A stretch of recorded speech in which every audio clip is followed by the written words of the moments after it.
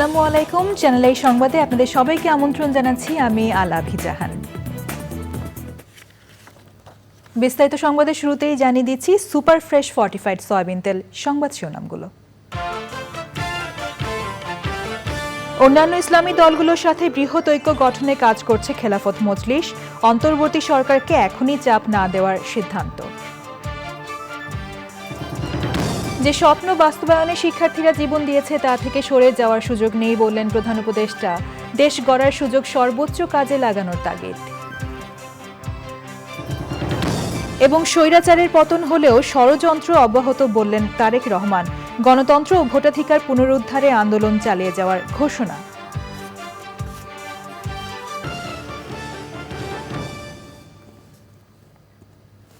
সংবাদ শিরোনামগুলো জানাচ্ছিলাম। এখনকার এই সংবাদ আয়োজন একই সঙ্গে চ্যানেল আই এর ইউটিউব চ্যানেল এবং চ্যানেল আই এর ওটিটি প্ল্যাটফর্ম আই স্ক্রিনের লাইভ স্ট্রিম হচ্ছে। এবারে বিস্তারিত সংবাদ। অন্যান্য ইসলামী দলগুলোর সাথে বৃহৎ ঐক্য গঠনে কাজ করছে খেলাফত মজলিস। তবে ঐক্য গঠনে এখনও সিদ্ধান্ত নেয়নি জমিয়তে উলামায়ে ইসলাম বাংলাদেশ। দল দুটির শীর্ষ নেতারা বলেছেন, জাতীয় নির্বাচন আয়োজনে অন্তর্বর্তী সরকারকে এখনই কোনো চাপ দেবে না তারা। রাষ্ট্রের প্রয়োজনীয় সংস্কার করে সরকার যথাসময়ে নির্বাচন দেবে বলে প্রত্যাশা তাদের। তাফিমুল ইসলামের রিপোর্ট। ছাত্র জনতার আন্দোলনে রাজনৈতিক পট পরিবর্তনের পর মুক্ত পরিবেশে নিজেদের কর্মসূচি পালন করছে বিভিন্ন রাজনৈতিক দল। গুছিয়ে নিচ্ছে খেলাফত মজলিস ও জমিয়তে উলামায়ে ইসলাম বাংলাদেশও। 8ই আগস্ট অন্তর্বর্তী সরকার গঠনের পর থেকেই আলোচনায় নির্বাচন ইস্যু। খেলাফত মজলিস ও জমিয়তে উলামায়ে ইসলাম বাংলাদেশের শীর্ষ নেতারা বলছেন, নির্বাচন ইস্যুতে সরকারকে এখনই চাপ দিতে চান না তারা। রাষ্ট্রের যে গুরুত্বপূর্ণ পার্ট অঙ্গগুলো ধ্বংস হয়ে গেছে এগুলোকে পুনর্গঠন করা, সংস্কার করা, প্রয়োজনীয় সংস্কার করে তারপরে নির্বাচনের একটা রোডম্যাপ জাতির সামনে উপস্থাপন করা। নির্বাচন সেই সময় দেওয়া উচিত যখন নির্বাচনের যে সমস্ত অ্যানামলিজম আছে আমার দেশে, এগুলো তারা মোটামুটি একটা সুরাহা করবেন বা একটা গ্রহণযোগ্য মাত্রা নিয়ে আসতে পারবেন, তখন নির্বাচন করা উচিত মনে করি। জাতীয় ঐক্যের বিষয়ে খেলাফত মজলিস একমত হলেও এখনও সিদ্ধান্ত নেওয়ার অপেক্ষায় জমিয়তে উলামায়ে ইসলাম বাংলাদেশ। রাজনীতি ঐক্য হতে হবে, রাজনৈতিক ঐক্য নির্বাচনকালে ঐক্য হতে হবে, এক আসন এক প্রার্থী। এই জন্য আমরা কাজ করছি এবং ইতিমধ্যে আমরা জামাতের সঙ্গে বসেছি, আলাপ করেছি এবং সমমানা দলের মিটিং আমরা করি, আমরা তো আছেই, তারপর আমরা করেছি। এখন দেখা যাক সামনে, আমরা আশাবাদী ঐক্য হতে পারে। এখনো পর্যন্ত জমিয়তে উলামায়ে ইসলাম বাংলাদেশ ঐক্য সংক্রান্ত কোনো পদক্ষেপ গ্রহণ করেনি। সামনের দিনগুলিতে কার্যনির্বাহী ফোরাম এ ব্যাপারে পদক্ষেপ নেবে, এখনো নেয়। জুলাই আগস্টের হত্যাকাণ্ডে ছাড়াও বিগত সময়ে সব অপকর্মের জন্য আওয়ামী লীগের বিচারের দাবি করেন এই দুই নেতা। তাফিমুল ইসলাম, চ্যানেল আই, ঢাকা। প্রধান উপদেষ্টা ডক্টর মোহাম্মদ ইউনূস বলেছেন, যে স্বপ্ন বাস্তবায়নে শিক্ষার্থীরা জীবন দিয়েছে সেই স্বপ্ন বাস্তবায়নের প্রতিজ্ঞা থেকে সরে যাওয়ার সুযোগ নেই। শিক্ষার্থীদের সঙ্গে মতবিনিময়ে দেশ গড়ার সুযোগ সর্বোচ্চভাবে কাজে লাগানোর তাগিদ দিয়ে প্রধান উপদেষ্টা বলেন, দেশকে এমনভাবে গড়তে হবে যেন বাংলাদেশে বিশ্বের সম্মানিত রাষ্ট্র হিসেবে প্রতিষ্ঠা লাভ করে। সাদি মাহমুদের রিপোর্ট। গণ অভ্যুত্থানের মধ্য দিয়ে দায়িত্ব নেয়া অন্তর্বর্তী সরকারের 1 মাস। যে শিক্ষার্থীদের গণ অভ্যুত্থানে আওয়ামী লীগ সরকারের পতন হয়েছে, সেই শিক্ষার্থীদের সঙ্গেই এবার মতবিনিময়ে অন্তর্বর্তী সরকারের প্রধান উপদেষ্টা ডক্টর মোহাম্মদ ইউনূস। সরকার গঠনের পর শিক্ষার্থীদের সঙ্গে এটি তার প্রথম আনুষ্ঠানিক বৈঠক। মতবিনিময়ের শুরুতেই উঠে আসে ছাত্র আন্দোলনে শহীদ শিক্ষার্থীদের প্রসঙ্গ। প্রধান উপদেষ্টা তাদের অবদানের কথা স্মরণ করে বলেন, তারা যে নতুন বাংলাদেশের স্বপ্ন নিয়ে জীবন দিয়েছে, সেই স্বপ্ন বাস্তবায়ন করতেই হবে। যে স্বপ্নের জন্য যারা প্রাণ দিয়েছে, সেই স্বপ্নকে আমরা বাস্তবায়ন করবই। আমাদের যোগ্যতা না থাকতে পারে, আমাদের ক্ষমতা না থাকতে পারে, কিন্তু আমাদের প্রতিজ্ঞা রইল আমরা এটা করব। আমরা নতুন বাংলাদেশের অফিস এটা করেছি, নতুন বাংলাদেশ গড়ার জন্য আমরা এখানে এসেছি, সেটা যেন সবাই মিলে আমরা করতে পারি। দেয়ালের যে লেখাগুলো যখনই দেখি অবাক লাগে, এত কথা কিভাবে এদের মনে আসলো। এদের পেছনে তো কোনো কবি নাই, কোনো সাহিত্যিক নাই, কোনো পণ্ডিত নাই যে কথাগুলো জোগাড় করে করে দেবে। প্রতিটি কথা অত্যন্ত মূল্যবান। ছোট্ট কথা, ছোট্ট ছবি, অত্যন্ত মূল্যবান। দেশ গড়ার যে কাজ তরুণরা শুরু করেছে সেই কাজ সবাইকে একসাথে এগিয়ে নেয়ার তাগিদ দেন প্রধান উপদেষ্টা। যে কাজ শুরু করেছো এই কাজ সমাপ্ত না হওয়া পর্যন্ত এর থেকে বেরিয়ে যেও না। বাংলাদেশের জন্ম থেকে আজ পর্যন্ত এই সুযোগ আর আসে নাই। এই সুযোগ হাতছাড়া হলে বাংলাদেশের আর কোনো ভবিষ্যৎ থাকবে না। কাজে এটা যেন শুধু রাষ্ট্র নয়, পৃথিবীর সম্মানিত রাষ্ট্র হিসেবে প্রতিষ্ঠিত হতে পারে, যেহেতু তরুণরা এটার হাল ধরেছে। এই কারণেই এটা ভিন্ন, এই কারণে এটা ইউনিক, অনন্য। তোমরা যে ঢেউ উঠিয়েছ শুধু এখানকার মনে না, সারা দুনিয়ার বাংলাদেশিদের মনে এই ঢেউ উঠিয়েছ। তারাও যোগ দিতে চায়। যারা বাংলাদেশি নয়, অন্যান্য দেশের তরুণরা, তারা বলছে আমরাও দেখতে চাই, কারণ আমাদের দেশেও এরকম দরকার। তোমরা সারা পৃথিবীর তরুণকে জাগিয়ে দিয়েছ। ছাত্র জনতার ওপর যারা অত্যাচার চালিয়েছে তারা দেশকে আবারও অশান্ত করার চেষ্টা করবে বলে সতর্ক করে প্রধান উপদেষ্টা বলেন, তাদের নিপীড়নের কথা দেশবাসীর কাছে তুলে ধরতে হবে। সাদি মাহমুদ, চ্যানেল আই, ঢাকা। বিএনপির ভারপ্রাপ্ত চেয়ারম্যান তারেক রহমান বলেছেন, স্বৈরাচারের পতন হলেও ষড়যন্ত্র এখনও অব্যাহত রয়েছে। সব ষড়যন্ত্রের বিষ দাঁত ভেঙে জাতীয়তাবাদী শক্তিকে সঙ্গে নিয়ে মানুষের অধিকার ও গণতন্ত্র প্রতিষ্ঠা করা হবে। সাতক্ষীরার কলারোয়ায় গণসংবর্ধনা অনুষ্ঠানে ভার্চুয়াল বক্তব্যে তারেক রহমান আরও বলেন, গণতন্ত্র ও মানুষের ভোটের অধিকার ফিরে না পাওয়া পর্যন্ত বিএনপির আন্দোলন চলবে। সাতক্ষীরা থেকে আবুল কাশেমের ভিডিও চিত্রে আক্তার হোসেনের রিপোর্ট। সাবেক প্রধানমন্ত্রী শেখ হাসিনার গাড়িবহরে হামলার মামলায় ৭০ বছরের সাজাপ্রাপ্ত বিএনপির প্রকাশনা বিষয়ক সম্পাদক হাবিবুল ইসলাম হাবিব ৪ বছর কারাভোগ শেষে নিজ এলাকা সাতক্ষীরার কলারোয়ায় গেলে তার গণসংবর্ধনার আয়োজন করে স্থানীয় বিএনপি।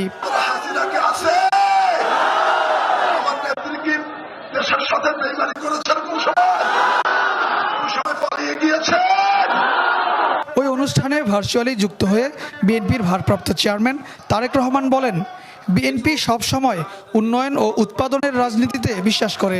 যে ষড়যন্ত্র দেশের ভেতরে ছিল, যে ষড়যন্ত্র দেশের বাইরে ছিল, তাদের সেই ষড়যন্ত্র এখন অব্যাহত আছে। তারা কোনোভাবেই চায় না এই দেশের মানুষ তাদের গণতান্ত্রিক অধিকার ফিরে পাক।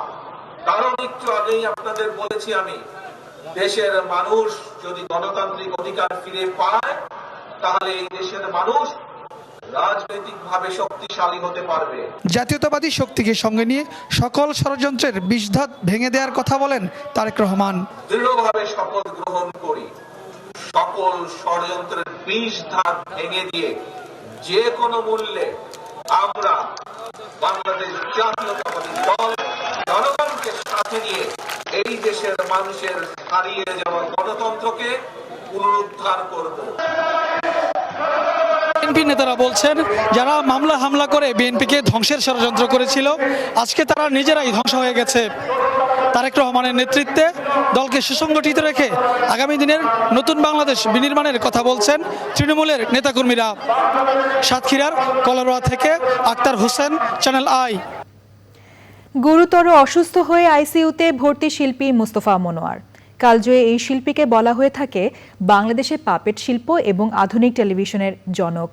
একসময়ের জনপ্রিয় টেলিভিশন অনুষ্ঠান নতুন কুড়িও তার আবিষ্কার। গুণী এই শিল্পীর সুস্থতা কামনা করেছে তার পরিবার, তার সুস্থতা কামনা করেছে চ্যানেল আই পরিবারও। পান্থ রহমান জানাচ্ছেন বিস্তারিত। শিল্পী ভাই, তুমি কেমন আছো? আমি খুব ভালো আছি, তুমি কেমন আছো? খুব ভালো আছি। এই পাপেট চরিত্রগুলোর সঙ্গে দারুণ সখ্য মুস্তাফা মনোয়ারের। ছোট ছোট বাড়ি, হ্যাঁ, ছোট ছোট বাড়ি, কুড়ে ঘর, দেখোনি? খুব সুন্দর লাগে। বাংলাদেশ টেলিভিশনে তার সৃষ্টি পাপেট ক্যারেক্টার পারুল ছিল পরিচ্ছন্ন আর সুস্থ সমাজ ব্যবস্থার মুখপাত্র। গ্রীষ্ম মানে গরমকাল, তখন হলুদ রং।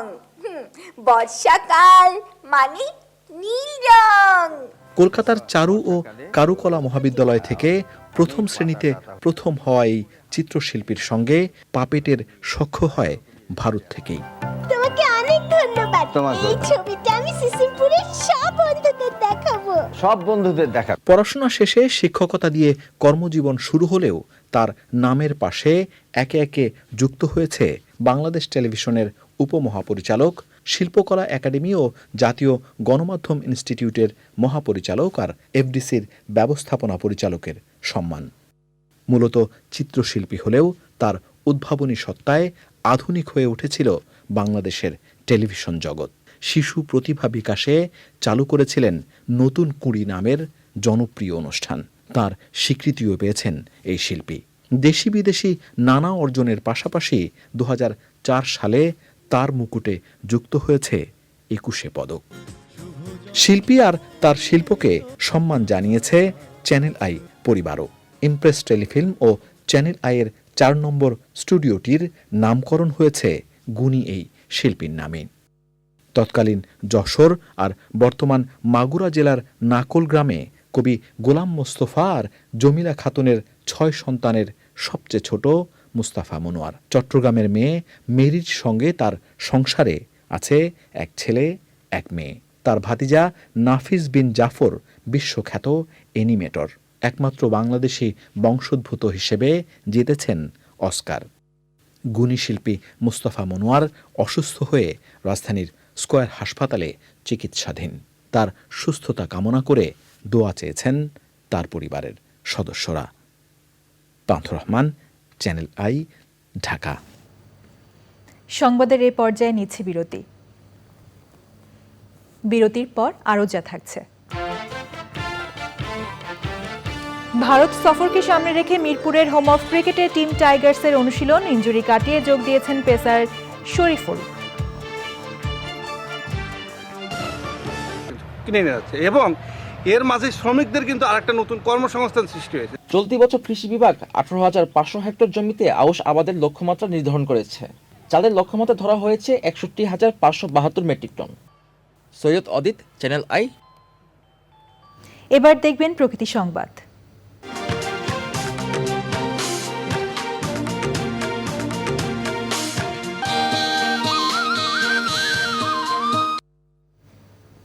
চুয়াডাঙ্গার আলমডাঙ্গায় জিকে সেচ প্রকল্পের খালের বাঁধ ভেঙে গেছে। এতে ক্ষতির মুখে ফসলি জমি সহ কয়েক গ্রামের মানুষ। বারবার খালের পাড় ভাঙলেও টেকসই কোনো ব্যবস্থা না নেওয়ায় ক্ষোভ জানিয়েছেন স্থানীয়রা। দ্রুত বাঁধ সংস্কারে আশ্বাস দিয়েছে পানি উন্নয়ন বোর্ড। রাজীব হাসান কোচির তথ্য ও ভিডিও চিত্রে আফরোজা হাসির রিপোর্ট। আলমডাঙ্গার কেদারনগরে জিকে সেচ খালের 100 ফুট বাঁধ ভেঙে ব্যাপক ক্ষতির মুখে বিস্তীর্ণ এলাকা। অভিযোগ, 3 বছর আগেও পাড় ভেঙে ক্ষতিগ্রস্ত হয় হাজারো মানুষ। বহু লোকের পাড় থাকে দিল্লি, এই পাড়গুলো লিগে ভেসিয়ে যখন ভেঙে গিয়েছে তখন আমার ওদিকে খুবই ক্ষতিগ্রস্ত। বহুত লোক দৌড়িয়ে এসে ফেটে গিয়েছে একবারে বেশি গিয়ে। আমরা তেল কিনে ধানে পানি দিয়ে আমাদের দ্বারা সম্ভব না। খুব দ্রুত আমাদের এই কেনাকাটা সঙ্গাস করে যদি বানিয়ে দেওয়া যায় তাহলে আমরা অর্ধশত গ্রামের চাষি মানে লাখ লাখ চাষি আমরা বেঁচে যাই। দ্রুত বাঁধ মেরামতে প্রয়োজনীয় উদ্যোগের কথা বলেছে পানি উন্নয়ন বোর্ড। ব্রিজ হওয়ার পরে কিছু অংশে পানি আমাদের সেচ খালে থেকে বের হয়ে ফসলের মাঠে গিয়েছে, সে পানিগুলো ড্রেনেজ হয়ে যাচ্ছে। খুবই শীঘ্রই সার্বিক পরিস্থিতির উন্নতি হবে। জীবন জীবিকা রক্ষায় টেকসই বাঁধ নির্মাণের দাবি ভুক্তভোগীদের। আফরোজা হাসি, প্রকৃতি ও জীবন ডেস্ক, চ্যানেল আই। এখন দেখবেন খেলার খবর।